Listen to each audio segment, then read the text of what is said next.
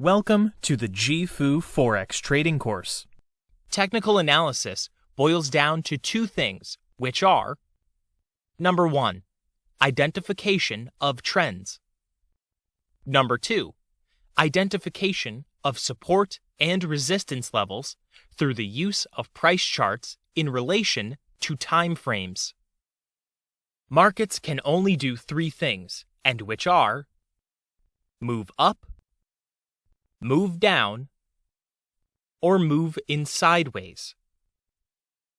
Price typically moves in wave analysis, and as a result, price action has only two states, and which are: number 1, ranging market.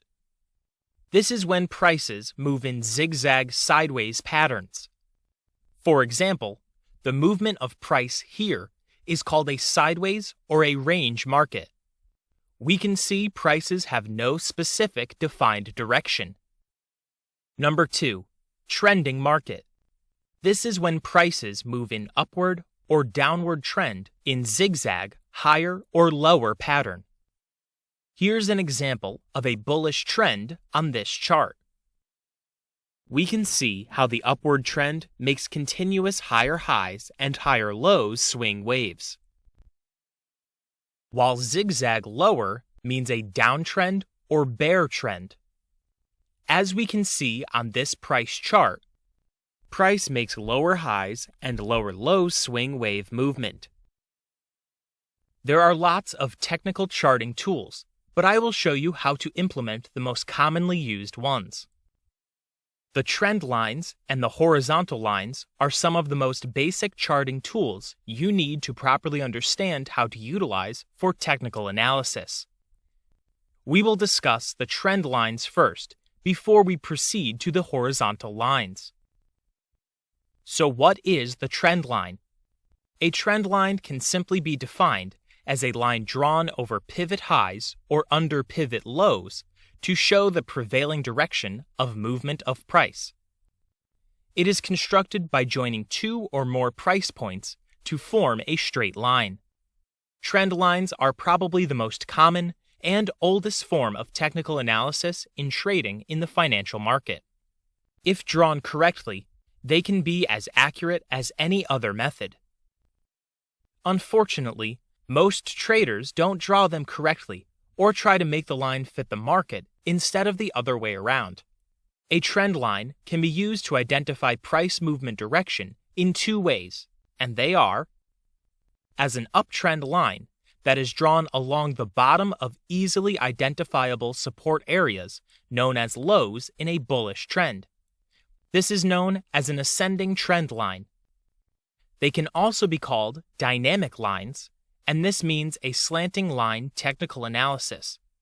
Likewise, in a downtrend, the trend line is drawn along the top of easily identifiable resistance areas known as highs or peaks in a bearish trend. This is known as a descending trend line. As a trader, how do you draw trend lines? To draw trend lines properly, all you have to do is locate two major tops or bottoms and connect them.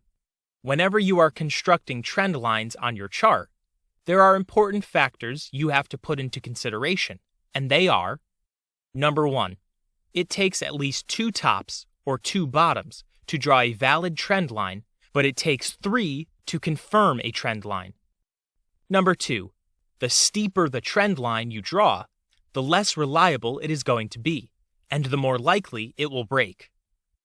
Number 3, like horizontal support and resistance levels, trend lines become stronger the more times they are tested within a wide range of periods and if instant rejection occurs. The chart here is a good example for us to study. As we can see, price broke out to the upside here, and the price trend gave the signal the bulls are now taking over. This trend line here helps us to identify the bearish trend here. Also to detect the change of a bearish trend into a bullish trend. This means it's time to look out for buying opportunities in the market.